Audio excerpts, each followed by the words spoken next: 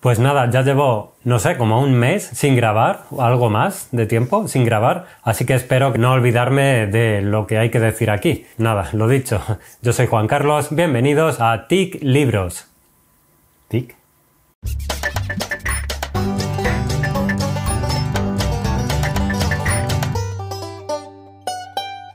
Creo que lo he dicho mal, es TROC Libros. No, es TOC Libros. Ahora en serio. Sí, yo soy Juan Carlos, bienvenidas a TOC Libros. Hoy venimos aquí a hacer un nuevo resumen de lecturas, porque, como he dicho, hace un tiempo que no grabo entre pitos y flautas. Cuando he podido grabar no he tenido ganas o no lo he hecho, y cuando he querido no he podido. Así que hoy es el día, al menos que tengáis un nuevo vídeo de 6 de mis últimas lecturas. Antes de comenzar, os recuerdo que en una semanita comenzamos con la lectura conjunta de este libro que tengo por aquí, El ruido de las cosas al caer, de Juan Gabriel Vázquez. Comenzaremos a leerlo aproximadamente el lunes es 9 de octubre, y el día 11 ya empezaremos a comentar. Está todo el calendario indicado en el grupo de Telegram que he habilitado para esta lectura conjunta. Así que estáis invitadísimos a la lectura conjunta de El ruido de las cosas al caer, de Juan Gabriel Vázquez. Creo que va a ser una lectura bastante potente. Y ahora sí, vamos a comenzar con este resumen de lecturas de 6 de los últimos libros que he leído. Y el primer libro que he leído para este resumen de lecturas se llama Bibliotecas. Este libro consta de una serie de ensayos personales donde varios autores y varias autoras hablan de la manera en que gestionan sus propias bibliotecas. Serán un total de 14 autores hispanoamericanos que describen a su manera cómo fueron conformando ese espacio tan especial para un lector, ese espacio al que le tenemos tanto cariño. Así que vamos a conocer 14 historias distintas y contadas, por supuesto, de diferentes maneras. En alguna de estas historias sabremos qué ocurre cuando dos lectores se enamoran y se van a vivir juntos, como es el caso, por ejemplo, de Jazmina Barrera, o un caso contrario, el que nos trae Martin Cohen, cuando se separa y se tiene que ir a vivir a un lugar donde no cabe su biblioteca, y lo que hace es dejarla temporalmente en casa de sus padres, que se encuentra exactamente a hora y media de distancia. Lo curioso es que termina llevándose bien con esa distancia, lo cual creo que no es demasiado habitual, pero puede resultar aliviante. También nos hablarán del orden de cada biblioteca personal. ¿Cuál es la manera correcta, si es que la hay, de ordenar nuestros libros? Aquí descubriremos que hay tantas respuestas como personas, que ordenan por zonas geográficas, por orden alfabético, o establecen un orden emocional, como en el caso de Brenda Lozano. Como veis, aquí vamos a ejercer un poco de voyeurs literarios, o lo que es lo mismo, de chismosos. Y es que para un lector siempre ejercen una atracción especial las bibliotecas de los demás. Esto es lo mágico que tiene este libro, que por otra parte resulta algo desigual en cuanto a los textos escritos. Al menos así fue mi manera de percibirlo. También creo que esto es algo totalmente inevitable, porque hay 14 personas distintas, cada una de ellas con su estilo propio, y en ese sentido vamos a encontrar textos que nos gusten más que otros, dependiendo de nuestros propios gustos literarios. Personalmente, uno de los que más me gustó es el de Jazmina Barrera. Bueno, además de los autores que ya he mencionado, encontraremos nombres como Katia Adawi, Mercedes Halfon, Jorge Carrión o Emiliano Monge, del que, por cierto, destaco su relato y me identifico bastante con el desorden que él manifiesta. Bibliotecas termina siendo casi un libro de relatos muy especial y muy del gusto, creo, de los lectores, de los que amamos los libros. Hace poquito apareció Me verás caer, el último libro de relatos de Mariana Trabacio. Bueno, pues la editorial Baltasara Editora acaba de reeditar Cotidiano, el primer libro que escribió Mariana, que también es de relatos.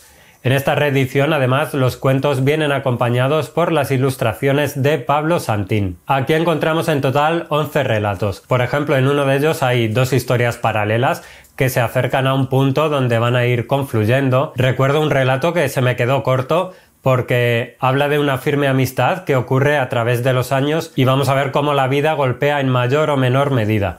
Digo que se queda corto porque este relato creo que da para novela. Para mí uno de los mejores es Construcción, este es el título. Este es un relato donde se habla de la memoria a través de su pérdida, de cómo puede una mujer seguir con su vida cuando de un día para otro pierde sus recuerdos y no es capaz de reconocer ni siquiera a su marido o a su hija. Y es que, ¿cómo se construye una vida nueva sin base firme en el pasado, simplemente contando con el presente? Creo que aquí Mariana Travascio se toma su tiempo para desarrollar a un personaje tan complejo y sale totalmente victoriosa. Este era uno de los relatos más extensos. Recuerdo otro que es uno de los más breves, que se llama Nadie ahí, y es un cuento conmovedor y tristísimo que habla del tremendo desamparo en que se encuentran algunas personas de la tercera edad. Este es el caso contrario, y es que en 3 páginas únicamente la autora es capaz de encoger el corazón del lector. En otro relato, que se llama Endijas, se desarrolla una obsesión a través de la escucha de una voz insultante. Este me parece otro cuento magnífico. También encontraremos el diario de un personaje femenino que se va acercando a la vejez y que tiene reflexiones que me resonaron personalmente. Y después el último relato termina pues como termina la vida. Y bueno, un poco así ha sido mi experiencia con el libro, como la vida misma. Al principio encontré unos relatos que me resultaban relatos jóvenes, a los que tal vez les falta algo de madurez narrativa, pero pasados 2 o 3 relatos, el libro va creciendo y va encontrando un camino mucho más certero y menos obvio. Ya sabéis que a mí me resulta fascinante comprobar el camino, cómo va caminando un escritor y ver cómo va evolucionando sin parar hasta moverse como pez en el agua en una literatura propia y de una calidad, como es este caso, incuestionable. Tal vez Cotidiano no sea el mejor libro de Mariana Travascio, pero es un ejercicio interesantísimo ver cómo apuntaba a territorios que posteriormente, digamos que estallaron en las páginas de los siguientes libros que escribió. Así que nada, Cotidiano me parece un libro recomendadísimo. Creo que en España no se encuentra. Yo le tengo que agradecer de todo corazón personalmente a la autora Mariana Travascio, que me lo hizo llegar, y nada, agradecidísimo por el detalle, que me parece un detallazo. Espero que podáis encontrarlo. Cotidiano, de Mariana Travascio. Y vamos ahora con una novela gráfica. Se titula Para toda la vida. El guión es de Jack Goupil y el dibujo de Claudio Stasi. Bueno, el guión o el texto. La traducción corre a cargo de Eva Reyes de Uña. Bueno, Para toda la vida es una novela gráfica que narra la historia de amor de Fernand y Edith, un matrimonio de ancianos que, tras pasar prácticamente toda la vida juntos, decide suicidarse arrojándose a las vías del tren que pasa cerca de la residencia en la que pasan sus días. Con una narración que pretende ser delicada y sensible, el autor o los autores nos hacen testigos de los momentos clave de esta relación, desde su primer encuentro hasta su último adiós. La obra podemos decir que se compone de 2 partes, una en la que vemos el presente, donde Fernand y Edith se disponen a realizar y a preparar su viaje final, y otra en la que viajamos al pasado, donde vamos a conocer cómo se enamoraron, cómo afrontaron las adversidades y cómo conservaron su amor durante medio siglo. Creo que el dibujo de Stasi es sencillo, diría que agradable incluso, y no carece de cierta expresividad.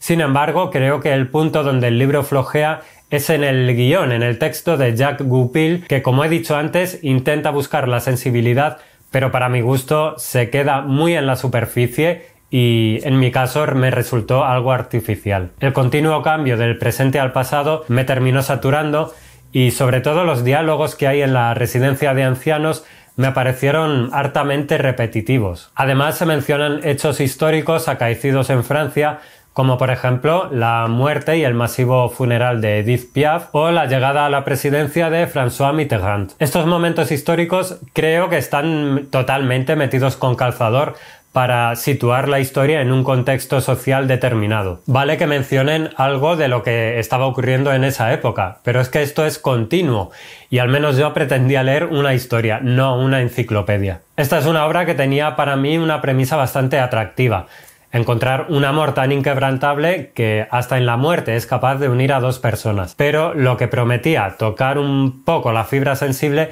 se quedó en mera indiferencia. Desde luego es una pena, pero a mí no me terminó de convencer Para toda la vida. Nos vamos ahora con un libro leído para el club de lectura de Dentro del Monolito.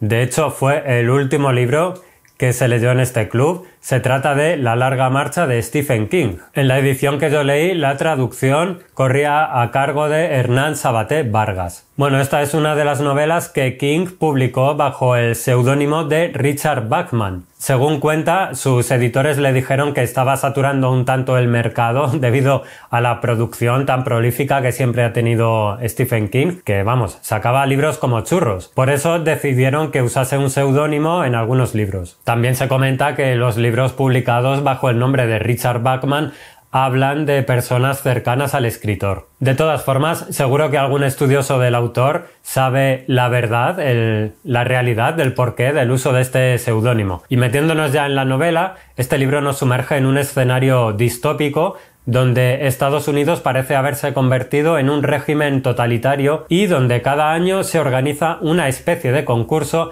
bastante macabro llamado La larga marcha. Esto consiste en una caminata sin fin, en la que 100 jóvenes deben mantener un ritmo mínimo de 6,5 km por hora sin detenerse ni descansar. Si lo hacen, reciben una advertencia, y si acumulan 3 advertencias, reciben el pasaporte. ¿Qué es el pasaporte? Pues esto quiere decir que son ejecutados por los soldados que vigilan la marcha.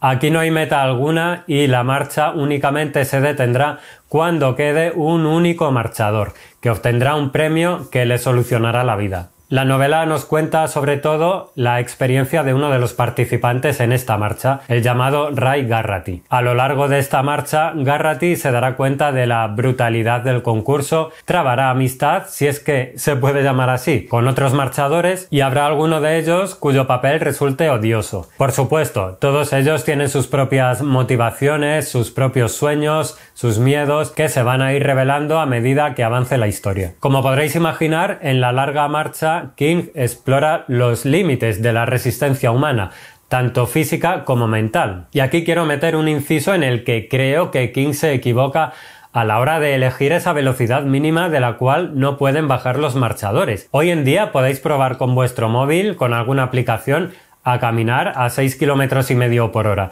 Ya veréis que casi hay que ir trotando, lo cual me parece una velocidad demasiado exagerada. Imaginaos, llevar varios días sin bajar de 6,5 km por hora. Me parece algo brutal y difícilmente realizable. También es cierto que los participantes son jóvenes y bueno, si hay aquí algún experto en estos temas, nos puede decir si ese ritmo es viable para eso, para mantenerlo durante varios días. Si pasamos por alto este detalle, creo que entraremos de lleno en la historia. Casi como un marchador más. Y es que King tiene esa capacidad de llevarnos a su historia más que metafóricamente incluso. El ritmo resulta trepidante y la tensión va increciendo hasta un final que por otra parte resulta algo predecible, aunque es verdad que cuesta imaginar otro desenlace posible. A pesar de ello, me parece un muy buen cierre. Muy interesante es la reflexión sobre el morbo y el papel de los medios de comunicación en ello, que convierten la marcha en un espectáculo para un público ávido de emociones cuestionables. También seremos testigos de cómo las conversaciones entre los diversos marchadores se van a ir tornando cada vez más trascendentales. Esto sucederá según van a ir percibiendo la cercanía de la muerte, y creo que este es el punto clave porque todo resulta muy real en ese sentido. Al principio simplemente son adolescentes excitados ante una aventura como esta y al final terminan siendo hombres conscientes del agujero negro en el que se han metido. En definitiva, me ha parecido una muy buena novela, entretenidísima, provocadora y también perturbadora, alejada tal vez un tanto del terror clásico para adentrarse más en un horror psicológico que le va a llegar bastante al lector. Vamos con un libro que tengo aquí de la biblioteca. Es un poco triste porque veis que, bueno, han dejado aquí la faja, está forrado y no se puede ver la cubierta en sí. Así que la dejaré por aquí como una imagen. Se trata de Libre, el desafío de crecer en el fin de la historia, de Lea Ypi. La traducción corre a cargo de Cecilia Ceriani. Y este es un libro que nos habla de la historia reciente de Albania y de cómo se vivió el derrumbe del régimen comunista de su país y también la transición hacia la democracia. El libro está salpicadísimo de esos acontecimientos históricos recientes contados en la peculiaridad de la biografía familiar. Y a través de esta familia, de la propia autora, se nos habla de la sociedad albanesa. Sería muy difícil enmarcar Libre en un género concreto. Se podría decir que es un ensayo, pero más bien creo que es un libro de memorias familiares en un lugar y una época muy concretas que marcaron el devenir de uno de los países tal vez más desconocidos e ignorados de Europa. Lea Ypi nos cuenta que fue una niña feliz viviendo bajo el régimen de Enver Hoxha en un país aislado del resto del mundo y bajo una realidad que estaba siendo maquillada por sus adultos. Esto para que la niña tuviese una vida lo más normal y satisfactoria posible. Anécdotas como el estatus que podía dar a una familia el tener una simple lata de Coca-Cola sobre un tapete, que además es la imagen que aparece en la cubierta del libro, que no podemos ver aquí. Bueno, en el invierno de 1990 todo cambia. El mundo, tal y como lo había conocido la autora, se desmorona cuando cae el régimen comunista y llega la democracia. Esto supone un shock total para Lea Ypi, ya que su familia le empieza a desvelar todo lo que llevaban años ocultando, los eufemismos que habían tenido que usar, por ejemplo, a diario para que la niña no intuyese las situaciones horrorosas por las que habían tenido que pasar. Por ejemplo, ella viajará con su abuela a Grecia, donde ésta vivió parte de su vida, y allí Lea comprenderá esa otra vida y el tremendo sacrificio que tuvo que realizar su abuela cuando se marchó, dejando atrás un pasado a la espera de ser rememorado alguna vez. Muchos albaneses quisieron huir ante una transición muy dura, con cierres de fábricas y empresas y un desempleo elevadísimo. Se recuerda, por ejemplo, la odisea del Vlora, un buque con una capacidad para 3.000 personas que fue tomado por 20.000 albaneses. Ellos pusieron rumbo a Italia buscando un futuro mejor, o al menos un futuro. Y nada, al llegar a Bari, las autoridades italianas los metieron como pudieron en un antiguo campo de fútbol para posteriormente repatriarlos. Aquí la autora hace una buena crítica a algunas de las políticas de inmigración europeas, diciendo que al parecer los muros eran censurables cuando no dejaban salir, como estaba sucediendo o había sucedido en Albania, pero no cuando no permitían entrar, como estaba pasando en ese caso en Italia con los exiliados albaneses. Otra peculiaridad es que cuando Albania se abre al mundo y de repente llegan expertos para ayudar al país a realizar la transición, los albaneses se dan cuenta de que ciertas peculiaridades locales o costumbres que pensaban únicas eran en realidad compartidas por otras culturas y otros países. Esto me gustó mucho. También se nos cuenta lo que sucedió en 1997 con unos disturbios muy graves que provocaron incluso el estado de emergencia en el país y que mucha gente llamase guerra civil a lo que estaba ocurriendo. Este episodio lo escribe la autora de manera muy original, ya que se nos muestra las entradas del diario que llevaba por esos días. Yo quiero destacar lo bien que se lee este libro. No hace falta, ni muchísimo menos, ser un estudioso de la historia europea o de filosofías políticas para disfrutar estas memorias. Lea Ypi lo hace a base de capítulos diferenciados, en cada uno de los cuales se cuenta un hecho concreto.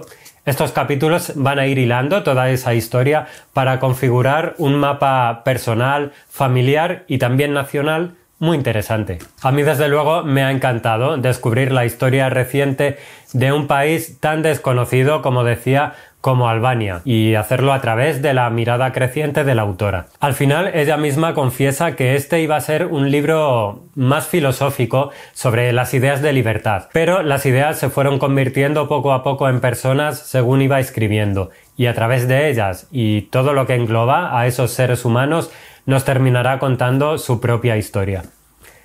Y terminamos este repaso de estas últimas lecturas con este libro, Como bestias, de Violaine Begot, que en la edición de Las Afueras está traducido por Pablo Martín Sánchez. Bueno, Como bestias creo que es un perfecto ejemplo de cómo se puede escribir una novela breve pero que resulte magnífica. Y es que en poco más de 120-130 páginas la novela nos lleva a un pequeño pueblo en las montañas donde un día los habitantes se dan cuenta de la aparición de una niña pequeña que parece estar siendo cuidada en una gruta en plena montaña por un joven que parece sufrir una deficiencia mental y al que consideran un ser un tanto salvaje. De hecho, allí le apodan el oso. Bueno, este chico vive con su madre en la parte alta de las montañas en un lugar que es de bastante difícil acceso. ¿De dónde sale esta niña? ¿Y por qué la tiene este chico bajo su custodia? ¿Acaso es que la raptó? No lo sé, tú dime. Los pueblerinos nos van a ir contando lo que saben o lo que intuyen respondiendo a las preguntas de un investigador. Y esto es la base de la narración, estos interrogatorios que van a ir pegando las pequeñas piezas de este puzzle, de esta historia. Pero no se trata en sí de una novela policial, ni mucho menos. Aquí hay mucho más, y es que a través de esos testimonios el lector se va a ir cuestionando los juicios de valor que realizan muchos de estos personajes, y se va a ir dando cuenta de que la realidad y la sociedad en que vivimos están muy encorsetadas y ceñidas a ciertas ideas de las que no concebimos ningún tipo de evasión o expansión. Y es verdad, porque vivimos muchas veces con mentalidades tan cerradas, apenas cabe espacio para lo diferente, para otras formas de vida. En cuanto se salen de lo que consideramos normal, se vuelven censurables y no merecen nuestro respeto. A otros comportamientos los tildamos de enfermedad o deficiencia, aunque estén en comunión espiritual con lo natural. Y es esto a lo que nos enfrenta Violaine Begot